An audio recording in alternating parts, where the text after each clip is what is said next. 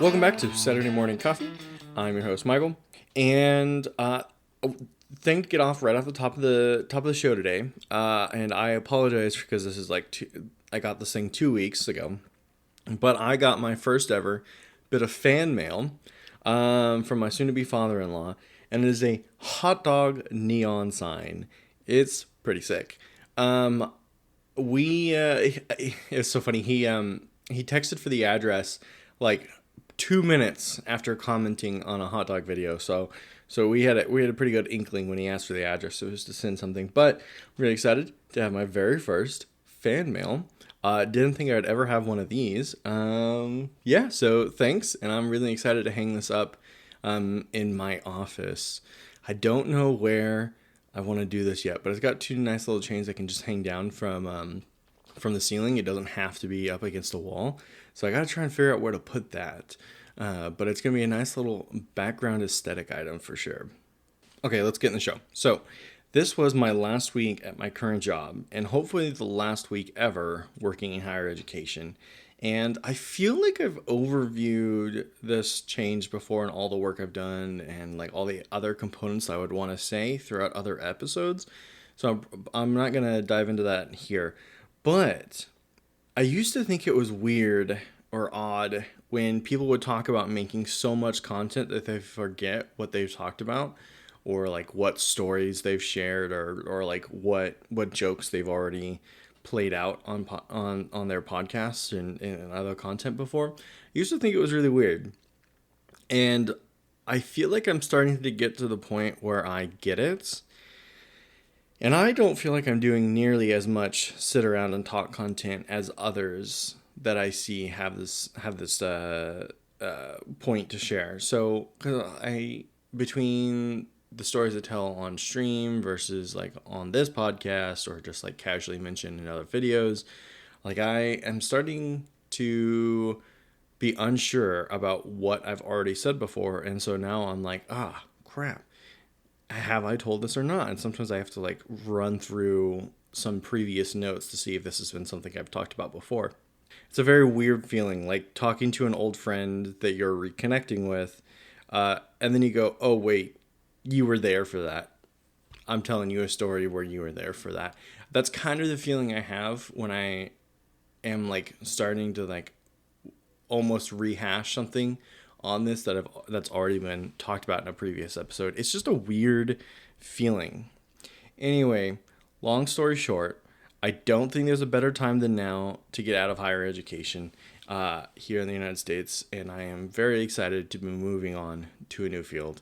And that last week is now over. And with that over, I have planned a full week intermission between the old job and the new job. And I've already been laughed at for this, but I have a very detailed list about everything I would like to get done in this week. I'm a very list person. We all know that about me. I love my lists. So I I've never had this purposeful intermission between jobs before like this. The most I've had was like you got enough time to move, you got a day or two to get adjusted, start the new job, you know? Like I've never had a full week to sit around and just do what I want. So it feels very weird. But I'm also really excited about the freedom that a week is going to bring in getting to make content. Because that's going to be like, I'm going to say 75% of my week off is like planning, filming, and editing content. I'm so excited for that. Other than that, I'm also going to be doing like some wedding stuff, although I'm not even sure what actually that entails just yet. I don't know what wedding stuff I'm doing. We need to sit down and review the to-do list to see where we're at, because we've checked off a bunch of things recently, but not actually checked them off on the checklist. But other than that, I need to go through my closet. I've definitely gained some weight in the last year, and I need to put some stuff away. Also, winter's over. Spring is here. Officially, right? So I gotta get the winter stuff all put away. And I think I'm gonna come out at the end of next week feeling really good about all of this stuff being done. And that's kind of the point of this intermission week, is to catch up on all these things, right? As far as I understand it. Anywho, I love my lists. They're always ambitious, but I'll like to see where we're at when this is all done. I feel pretty confident that this list will be more realistic than the last list I made when Faith was gone for 5 days. We'll see. I'll check back in next week. And continuing off this thread of my last week at the job, when Friday came to an end, I wanted to celebrate with a quick drink at the best watering hole in pretty much anywhere I've ever been, and that would be the Corner Club, where they serve these fantastic drink. It's called a tub. You get a tub of beer, and it's like probably about 2 beers, maybe just slightly more, but I think you can at least fit 2 full beers in there. And I had, like, once I turned 21 and spent several years here in Moscow, and tubs were just normal, and everyone I had ever met knew what a tub was, because you had limited drinking establishments, and therefore everyone knew what every bar was like, right? So everyone knew what a tub was. It was a very big culture shock for me in the, like, going out culture when I moved, and nobody had ever heard of a tub. Nobody knew what a tub was, and they thought I was insane that anyone would want to order that. But then I also found the cost of beer in a city, and I realized, well, that would be probably why people think that's insane to buy a tub. But tubs are fantastic. And of course, after I had my tub, I also remembered that the Garden, another bar, local bar here, opened back up this week after 5 years of renovation. This place closed down at the beginning of the pandemic for quote unquote renovations, and they just came back this week. Someone tried to explain it to me, and I'm just like, I don't know. It seems real weird. 5-year renovation is nuts. But I walked in, and they still have the same atmosphere, the same vibe. The drinks tasted the same. And when I say the drinks tasted the same, what I mean is they all tasted like, I don't know, jet fuel or like pure gasoline. They have always had, it's like always been known as like the pregame bar. You go here to start your night because everything is cheap, and most of the cup is just alcohol. And they made it the same. I was very surprised. I thought they were going to cave to like just modern prices, but the price increase is very little. I actually have a picture of their prices from like 2017, 2018, and I'm looking forward to comparing it to their modern prices, because I just want to see how much they increased. It's going to be interesting to see, because it's always insane to see the price comparisons of anything from 2019 to like today. Like pre and post pandemic price increases are nuts, right? So I'm excited to, just for my own little brain, I think it's going to be fun just to compare the prices and then pretend like I'm actually shocked and that I wasn't expecting it to be twice as expensive, Anyway, that's how I spent my Friday afternoon. And then we ordered pizza, and we, at this point, I'm just detailing Friday night. We ordered pizza, and we were sitting around watching TV, and never heard a knock, never heard a doorbell. And then Faith keeps looking at her phone like, damn, this pizza's taking forever. What's going on? And we waited over an hour for this pizza to show up. And then I was like, you know what? Maybe I should just check the front door. Even though the app says it's still being checked and hasn't been sent out for delivery yet, maybe I should just check. Open the door, and there's our pizza, cold. And the box kind of soggy from being outside. It was wet, right? And I was like, well, crap. So that was the end of Friday night.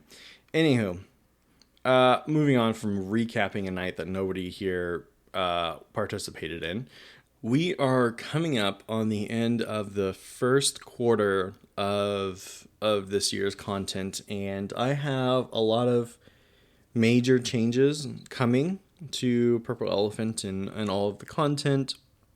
And so after this next week, we will officially be done with Q1 of 2025. And so this podcast will stay Saturday Morning Coffee right here, but everything else is going to make a lot of shifts and a lot of changes, and we're going to get into that on Monday, not this Monday, but the following Monday. What is that? That's the 31st, which is like the official end of first quarter.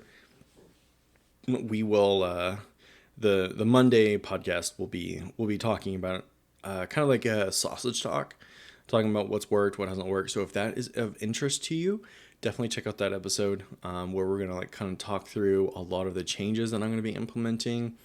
I'm really excited about Purple Elephant going into quarter two, and I think these changes will help revitalize me, and I'm going to get a lot more excited, and we're going to focus in on the things that are working out for me and are also successful in bringing other people to check stuff out. So if you like behind the scenes sausage talk kind of stuff, I think you'll love that episode in particular. And like I keep saying, I'm just really excited to see the changes that I have been really thinking hard about and planning for. And I'm especially like looking at the time I have in quarter two and adjusting the schedule and stuff to meet like what I think will be realistic then. So check out next week for a lot of changes. This will be the last semi normal week of the schedule that we have seen so far this year. So with that, I have one last thing to say. And on my last day at work, I did so good at clearing out my work computer. I went through every file in my in the cloud storage that I have allotted at work. I went through all the local drives I had. I, cleared all of my cookies and browser data. I grabbed all of the bookmarks that I had collected over the years that were not entirely work related, maybe like, just like reference pages and stuff that I want to use for other things. I grabbed all of those off of that and saved it in my personal drive so that I could grab them later. I did all of that so well. And the one thing I forgot was the sticky note application that Windows have. I forgot to open that and grab a couple of the lists on there. And most importantly, off of that was a sticky note that had a list of podcasts that I had found, seemed really interested in, and wanted to go check out. And for whatever reason, I just forgot the sticky note application existed. And so I no longer have this list of podcasts I have found over the last couple of weeks that I wanted to go check out. And I was sitting, I think I was sitting at the bar last night when it just clicked that I forgot to open that and look at it. And I was like, son of a gun. I was so mad at myself. So thankfully, I do have one podcast that I would like to share with you today. And that podcast is My Dad Wrote a Porno. And I remember this podcast because I like to tease Faith that all of her smut books are sex books. There's a terrible average dude joke about smut books, just calling them sex books. I know. Anyway, so it reminded me, I was teasing her about the books and we were talking about some of them. And it reminded me of this podcast. It came out in 2015. I think that's right. And basically one of the hosts, his dad wrote a porno book, and each episode they read one of the chapters from the book. And there's a lot of like, if you can handle it, there's a lot of like interruption and comments throughout the reading. Some people I know really hate that. Some people are fine with it. If that is something you're down for, I definitely recommend checking it out. I think it's a pretty funny one. Of course, it is a porno written by a guy, so the story makes absolutely no sense. There's very little, if any, actual well done setup for some of the more sensual scenes. But it's a funny podcast. The host and his friends are all listening to each chapter and sharing their thoughts. It's pretty good, so check it out. As always, it'll be linked in the show notes. And if you have a podcast recommendation that I should be checking out and should be maybe sharing on the show, please feel free to share them because I have lost my list. Thank you so much, and have a good day. Oh, and one more thing. If you want to see a picture of the hot dog neon sign, I will have it up on the Patreon at the pretty much the same time that this episode comes out. So it'll be available top of the Patreon. Thanks. And you can find that at patreon.com/purpleelephantprod.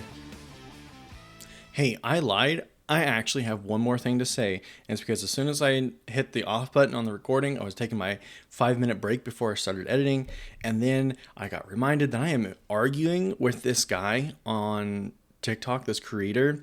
He says he's apparently a recruiter, and he is trying to explain why one of my favorite questions to ask in an interview is the worst question you could ever possibly ask.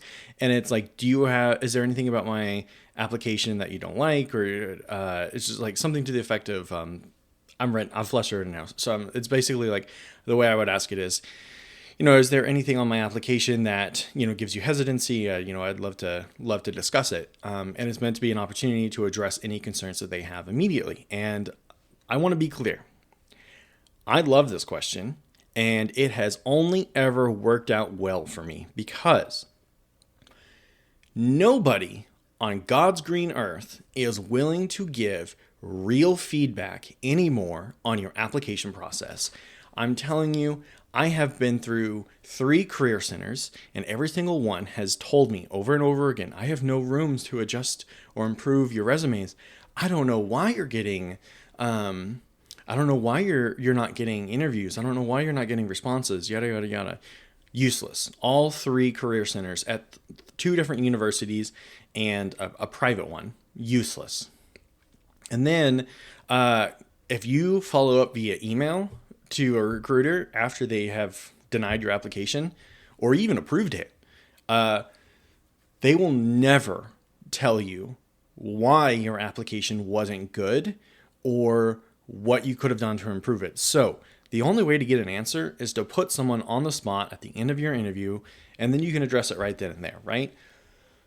It has only ever worked positive for me. And I tried saying this, that it's the only way to get actual feedback from an interview now. People refuse to give it. I've only had positive experiences from asking this question. And he responds with, you don't get real feedback most times you ask this. Also, you don't need feedback. I'm sorry, what? What do you mean you don't need feedback? These are random people you don't speak for. These are random people who don't speak for the next job. Okay, but still. So I replied with, I've received good direction for certifications I should consider and why some of my experiences were relevant enough. This helped me plan my pro devo and professional development and adjusted how I talked about some experiences given the new perspectives. 100% everyone needs feedback. You can't get better at your job search without getting feedback unless you have access to a career center or professional of some kind. Your next best source is a recruiter hiring managers. Oh my God, this guy drove me crazy. He's giving some awful advice. Thankfully, and I'm not a fan of his immediately. And I'm assuming that this argument is going to consider back and forth. And the thing he doesn't know is that I love a good debate. Love it. I will sit here and debate you until you give up or you can prove me wrong. And good luck. I know that says a lot about me, but I love a good spirited debate. It was my entire 4 years of undergraduate, and I love it. So, man, he's got me setting off. So anyways, I just wanted to jump back on real quick and share this. Now, I promise, this is the end of the episode.